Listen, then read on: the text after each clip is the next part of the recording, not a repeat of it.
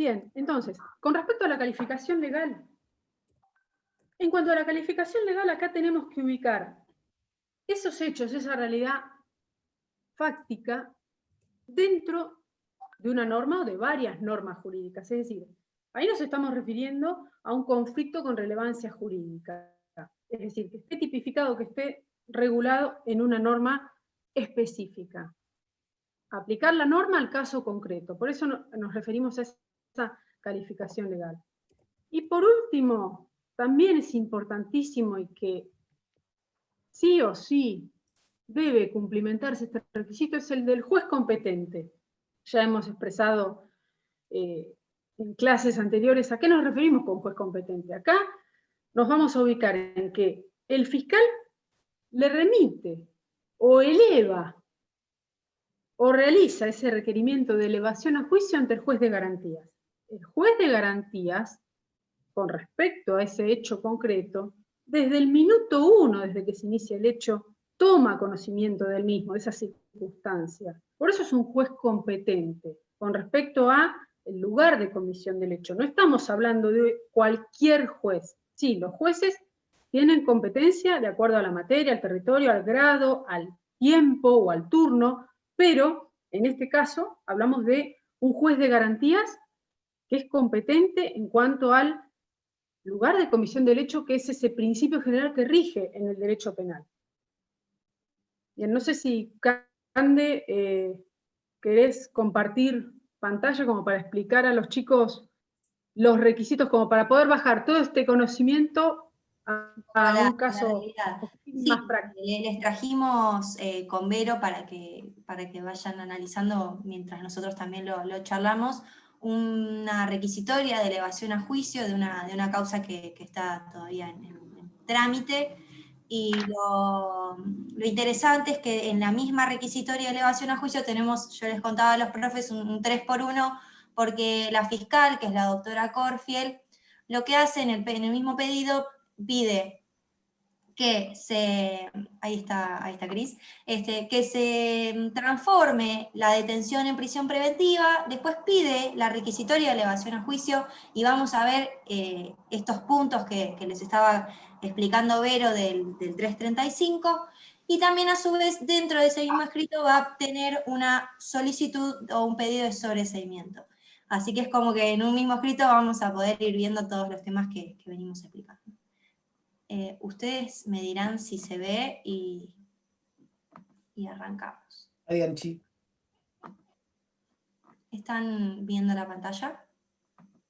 Todavía no. Ahí sí. ¿Ahí estamos? Bien. Bueno, acá está la requisitoria de elevación a juicio, está titulada, yo se los fui subrayando acá, requiere prisión preventiva y elevación a juicio, y también solicita el sobreseimiento, por eso yo hacía el chiste de que tenemos un 3x1. El caso es un caso, el hecho no viene al caso, en realidad lo que más queremos es que puedan ver bajado a la realidad cómo se materializa digamos, el contenido de la requisitoria, que si no está, la sanción es muy grave porque directamente es, digamos, la nulidad. Entonces, está bueno que lo podamos ir viendo. Este escrito lo realiza la fiscal Corfield, y acá me parecía importante que va a poner que viene por el presente a solicitar a vuestra señoría que convierta, este es el primer paso, ¿no? La actual detención del encartado Julio César, y después va a decir que la convierta en preventiva. Esto excede el tema de hoy, pero como ya habíamos visto medidas de coerción, lo remarqué para que también tengan un ejemplo. Y dice, en segundo lugar, dice que contando con los elementos suficientes que permiten sostener la imputación penal en los términos del 334, ¿sí? Que es lo que les viene explicando Vero, vengo por el presente a requerir la citación a juicio del nombrado Julio César. Y acá empezamos a ver el contenido de la requisitoria de elevación a juicio. Va a decir el hecho y su autor.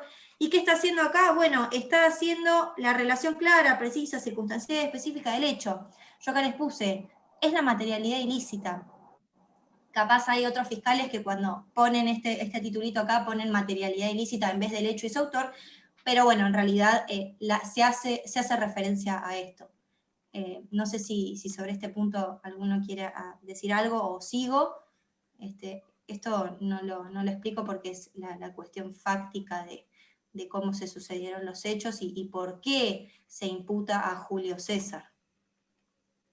Perdón, Cande, está bueno que los chicos lo vean como para poder ubicarlo y ir familiarizándose, es decir, ¿por qué hablamos tanto, por qué machacamos tanto acerca de las circunstancias fácticas o de esa realidad fáctica? ¿Cómo yo me tengo que expresar? Los tiempos verbales, y ahí sale la maestra de lengua y literatura, los tiempos verbales, es decir, la redacción es importantísima para darnos a entender, ¿no?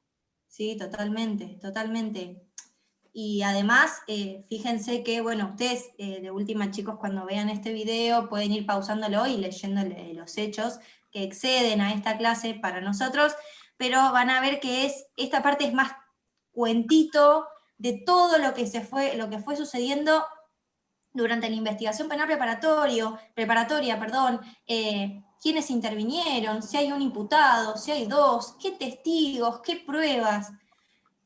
Son cuestiones que hacen a esta primer requisito de la requisitoria de elevación a juicio, que es el contenido la materialidad ilícita. Y pues llegamos a la segunda parte, que son los fundamentos de la acusación, y acá la doctora Corfield directamente lo pone, igual que lo solicita el código, fundamentos de la acusación. Esto es la adecuación típica, es decir, ¿cómo observamos que lo que sucedió cabe en algún tipo penal? Entonces ella les va a decir que mediante los elementos de convicción ya explicados, es que acusa a Julio César, ¿sí? Y acá empieza a llenar de fundamentos de por qué se le imputa a Julio César la autoría de robo agravado. Así que, bueno. Sí, básicamente ahí describe cómo en el caso particular y de acuerdo a la materialidad ilícita descripta se llenan los elementos subjetivos, objetivos y normativos del tipo penal que están imputándole. Básicamente es eso. Tal cual. Y perdón, esto quiero agregar un dato.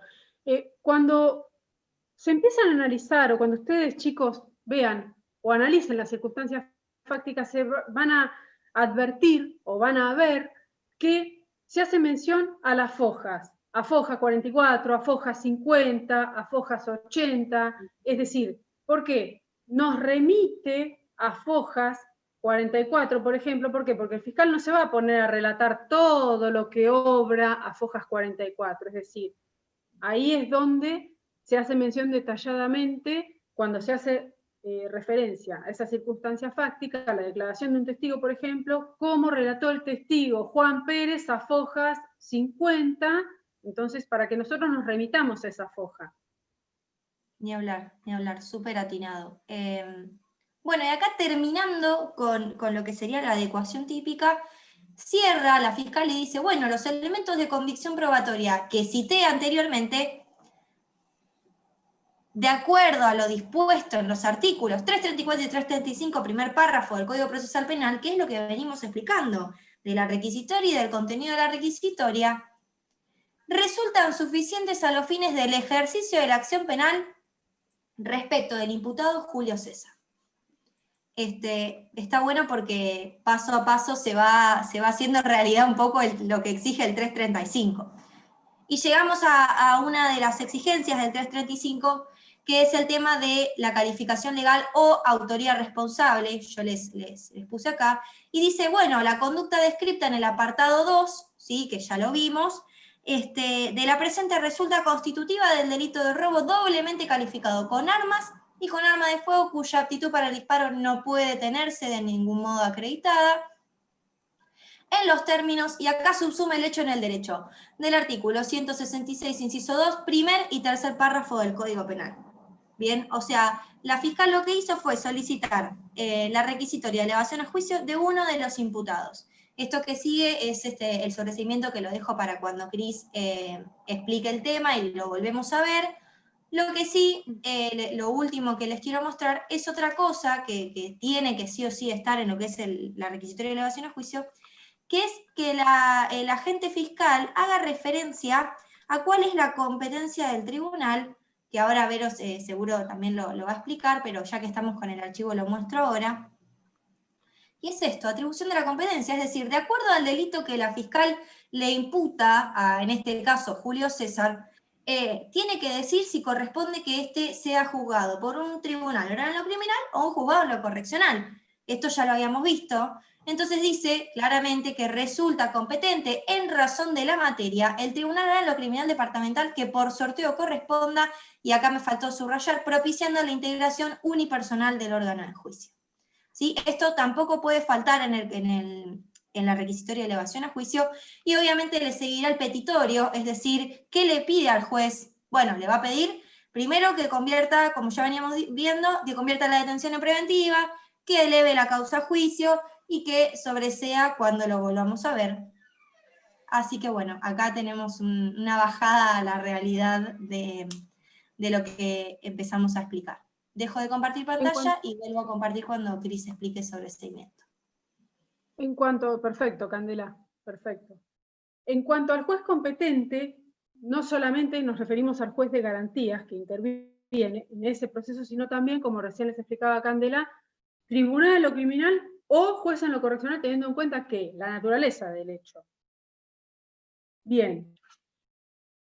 Con respecto a el artículo 336 se refiere a la oposición a las excepciones y nos dice que las conclusiones del requerimiento fiscal serán notificadas al defensor del imputado, quien podrá, en el término de 15 días, oponerse, instando al sobreseimiento o al cambio de calificación legal u oponiendo las excepciones que correspondan.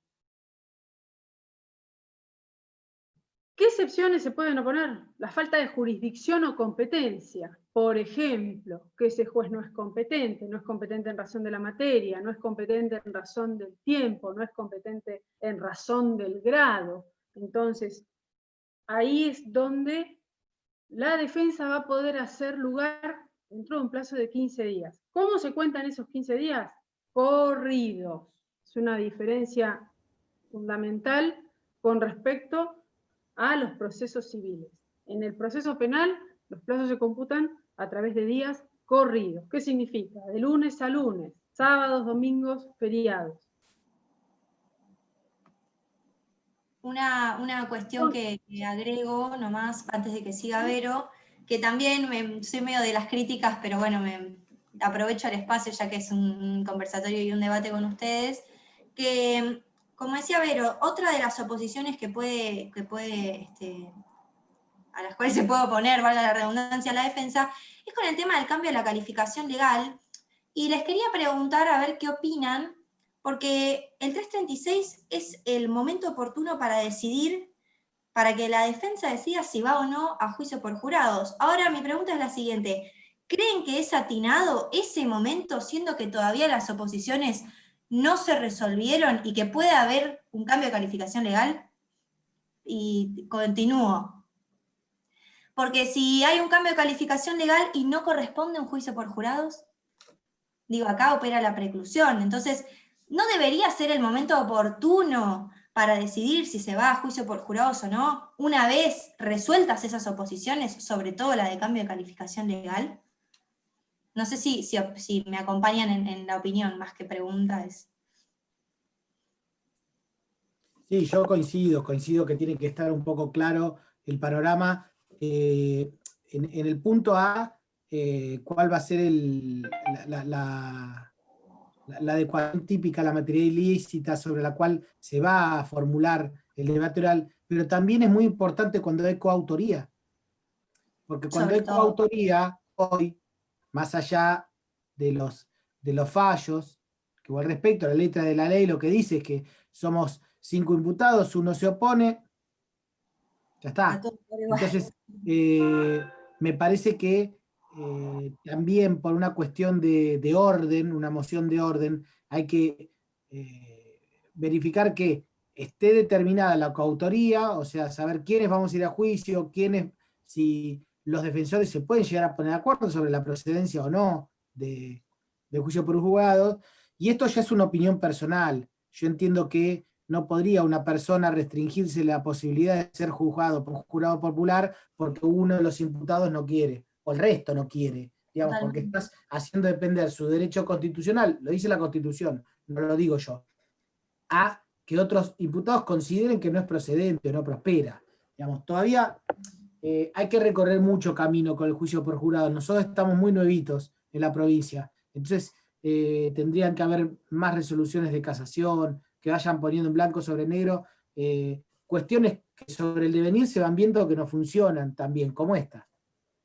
No, ni hablar, ni hablar. Hay como una relación, noto por lo menos una relación muy importante con el 22 bis, que ya hemos hecho la crítica en su momento, y también con esto, ¿no? Con el hecho de que se es tan, ¿cómo decirlo? A ver, la preclusión es tan fuerte que el hecho de que el momento oportuno para decidir si se va a juicio por jurados o no, en este punto dudo que sea oportuno realmente, ¿no? Porque faltan decidirse un par de cuestiones que hacen a la viabilidad o no, o a la competencia de un jurado popular a la hora de juzgar a una persona. Sí, igual el requerimiento del Ministerio Público Fiscal obviamente va a tener el control jurisdiccional del juez de garantía.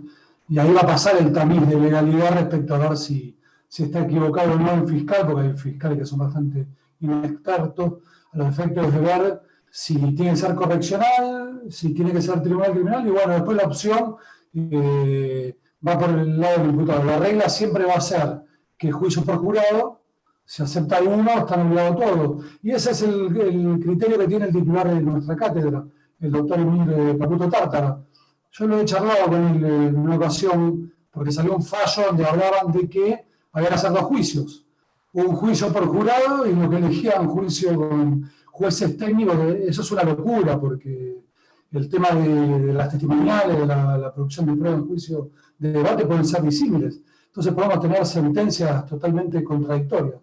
Entonces lo que decía el doctor Tártara es que no, que en realidad tenemos que establecer una regla y esa regla es la que se tiene que respetar. Entonces si tenemos coimputados y uno elige esa regla, obviamente obliga a los demás. Eso tiene que ver también con cómo obligan con el tema de la excarcelación y con ciertas otras acciones que hacen los abogados defensores que obligan al operador judicial a que sea extensivo a los demás coimputados, ¿no? Sean partícipes o la calidad que tengan en la participación criminal. Yo quisiera agregar 2 cosas. Primero, suscribir tanto los comentarios de los compañeros y compañeras docentes, pero sobre todo remarcar 2 cosas muy importantes. Primero, que la etapa intermedia en el proceso penal es una etapa donde se ve cabalmente el principio de preclusión. No solo en cuanto al cierre de la etapa investigativa y dar paso a una nueva etapa procesal que es quizás de las más importantes y a la cual se refiere la Constitución Nacional, en la etapa de juicio que la vamos a ver a partir de la semana que viene.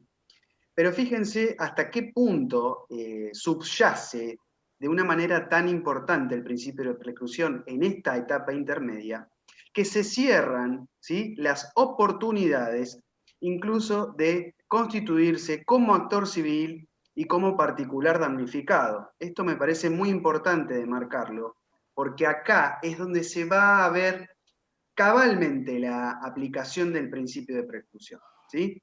Y otra de las cosas que me parecen importantes de remarcar es que la acusación fiscal en el proceso penal es un acto jurídico complejo. ¿Y por qué es un acto jurídico complejo? Y esta es una posición que adopta Granillo Fernández, a la cual yo adhiero, ¿sí? Porque, a ver, la acusación fiscal no es ni más ni menos que en la teoría general del derecho procesal la pretensión de la parte actora, ¿sí? Si nosotros la analizamos desde ese punto de vista, en el proceso penal vamos a tener una diferencia sustancial con el resto de los procesos no penales, que es que la pretensión del actor en los procesos no penales, la vamos a ver desde los primeros instantes del proceso, ¿sí? En su escrito constitutivo de demanda, nosotros ya vamos a poder observar cuál es la pretensión del actor. Ahora bien, en los procesos penales, siendo la acusación fiscal una pretensión compleja, la vamos a ver en sus primeros momentos en este acto procesal de tan importancia que es la requisitoria de elevación a juicio. Pero ¿por qué vamos a considerar que es un acto complejo? Porque recién se va a completar en el alegato de cierre, es decir, al cierre o a la finalización de la tercera etapa del proceso penal. Entonces, la acusación fiscal va a nacer con este acto de requisitoria de elevación a juicio, pero se va a ver completada con el pedido de pena eventual que hiciera el Ministerio Público Fiscal que actuare en el debate oral y público recién en el alegato de cierre. Y esto creo que es muy importante remarcarlo, porque la pretensión en el proceso penal se ve recién al final del proceso, a diferencia del proceso civil en la que la vamos a ver en los albores de ese proceso. Lo quería remarcar porque me parece que es una diferencia sustancial entre ambos tipos de procesos y el por qué le damos tanta importancia a la elevación a juicio como tal.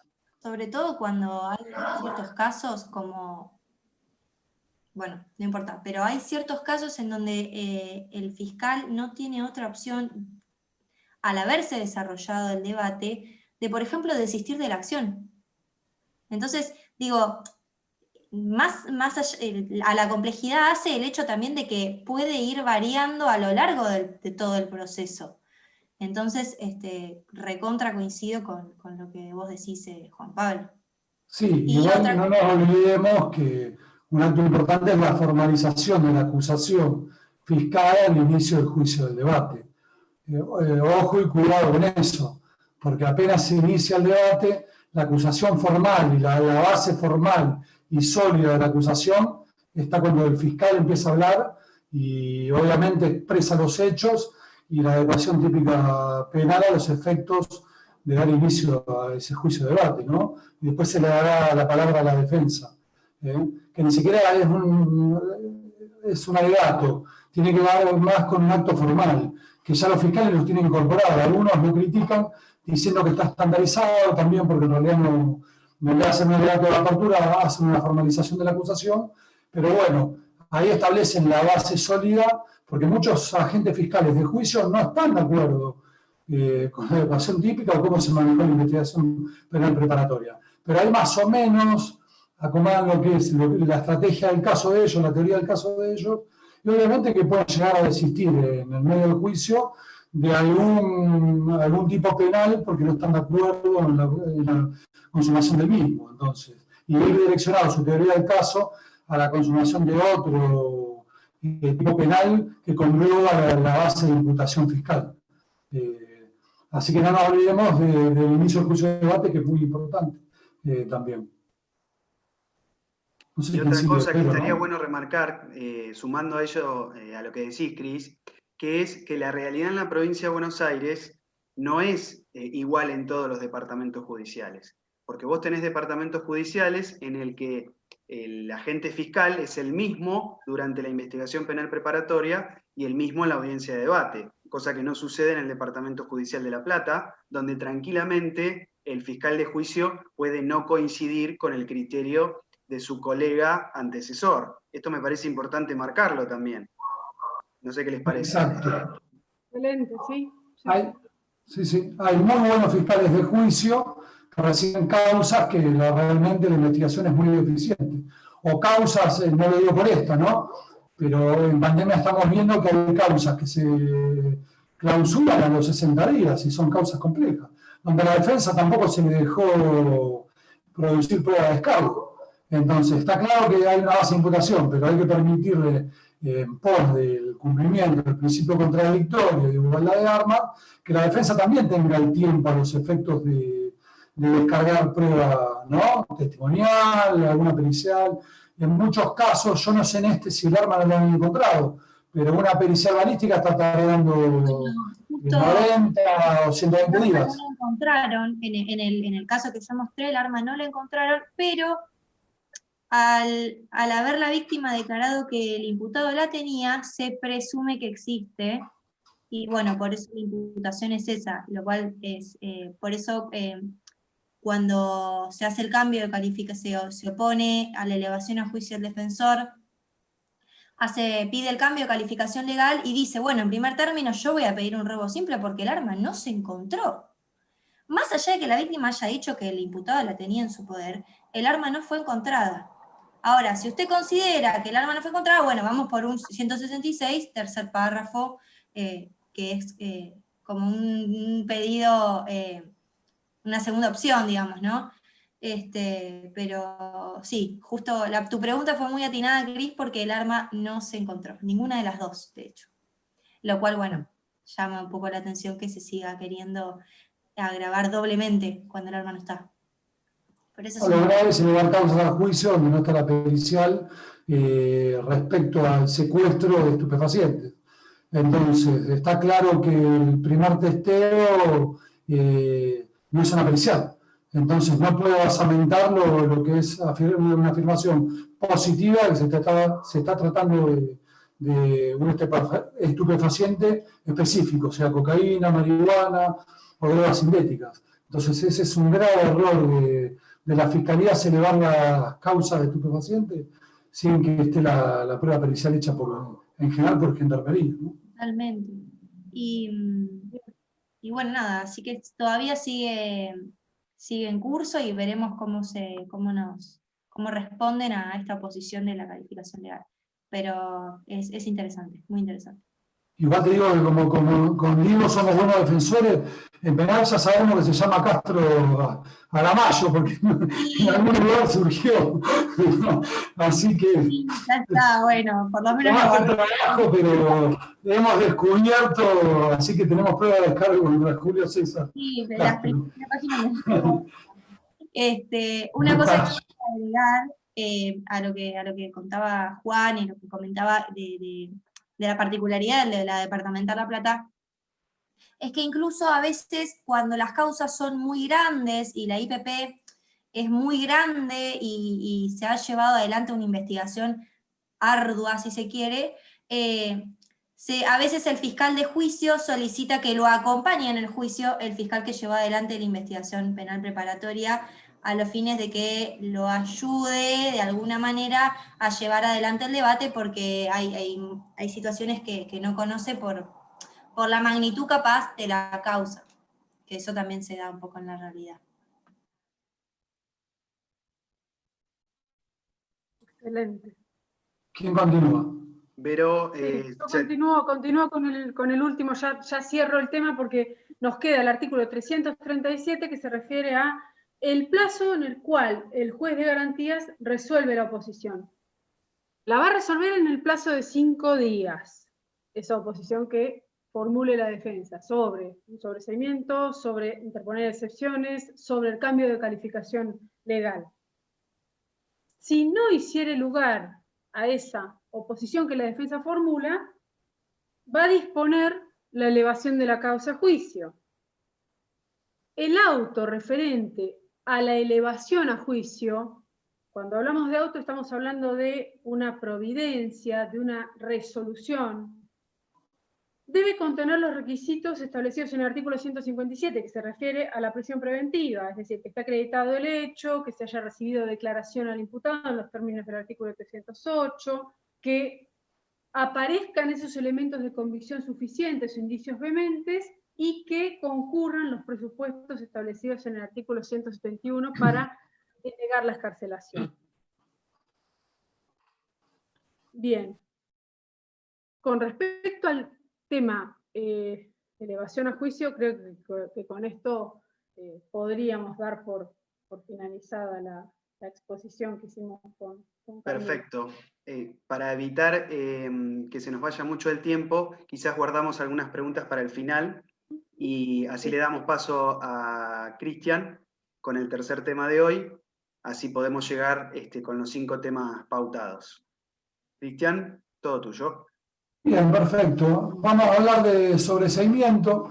¿Quiénes pueden pedir el sobreseimiento? Lo puede pedir el fiscal, lo puede pedir el imputado como defensa material, y lo puede pedir la defensa técnica. ¿Cuándo lo pueden pedir? En cualquier momento de la investigación penal preparatoria, salvo la causal de sobreseimiento establecida en el 323 del inciso 1, que es por la extinción de la acción penal. La extinción de la acción penal puede, en cualquier etapa de las 5 etapas del proceso penal, solicitarse la extinción, en realidad 4. no la última. ¿Está bien? ¿Qué hace el sobreseimiento? Cierra definitivamente el proceso con relación al imputado. ¿Está bien? Entonces, ¿qué vamos a entender por esto? Que adquiere autoridad de cosa juzgada y tiene que ver con el principio de nisi in idem. Porque al haber estar sobreseído totalmente, está claro que no puede ser perseguido otra vez por el hecho imputado, motivo por el cual se dictó el sobreseimiento. El sobreseimiento puede ser total o parcial. Total es cuando viene una base de imputación con adecuación típica en distintos tipos penales y se lo sobresee de todos los tipos penales que se le indilgan al imputado, o puede ser parcial. Se lo sobresee de un delito específico y continúa la acción penal con otro delito que es el que se le imputa a nuestro asistido. Yo siempre me pongo en el lugar de defensor porque nací para ser defensor y es lo que soy junto con Diego Dos Greves. ¿Qué es importante en esto? El 323. El artículo 323 del Código Procesal Penal habla primero de la acción penal que se ha extinguido. Entonces, en cualquier momento del proceso, sea que estemos ante un tribunal criminal, si nosotros vemos que un hurto se extinguió, directamente lo solicitamos con un escrito que no es muy difícil, se fundamenta en distintos artículos del Código Penal, hasta la introducción del 65 y 67 del Código Penal. Nombramos, obviamente, el Código Procesal Penal de la Provincia de Buenos Aires y automáticamente se va a prescribir. Es decir, salvo que haya alguna de las causales de interrupción que establece el Código de fondo. ¿Cuál es otra de las causales que puede fundamentar el pedido de sobreseimiento? Que el hecho no haya existido. En realidad se denunció un hecho y como yo siempre le vengo diciendo a ustedes, hacemos siempre la trilogía, ¿no? Cuando termine la clase yo le voy a seguir hablando de la trilogía. Hecho, adecuación típica penal o calificación legal y autoría. Entonces va a basamentar que existió un hecho, que ese hecho tiene una adecuación típica penal, porque si no es delictivo, y que hay una sospecha de autoría a nuestro imputado, ¿no? Al imputado del proceso penal. Si no tenemos cualquiera de esos elementos, en realidad nos está faltando la trilogía que va a estar estructurada tanto en un requerimiento de elevación a juicio como en la audiencia 308, que es la audiencia de formulación de los hechos, ¿no? Donde el Ministerio Público Fiscal va a tener que establecer un hecho ilícito y con una sospecha de autoría al imputado para formalizar esa acusación en el proceso penal. Así que si el hecho investigado no ha existido, directamente pedimos el sobreseimiento. El otro es que el hecho existió, pero no tiene adecuación típica penal. Realmente no tiene calificación legal porque no es un delito. Entonces, directamente se solicita el sobreseimiento.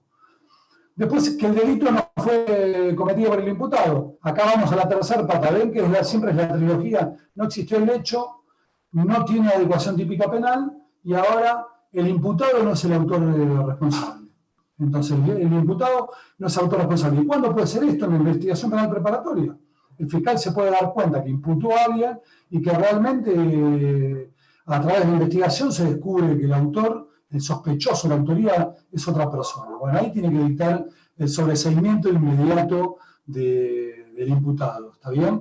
A pedido de la defensa o de oficio. Yo he visto algunos sobreseimientos de oficio por parte del Ministerio Público Fiscal, son los pocos, pero existen.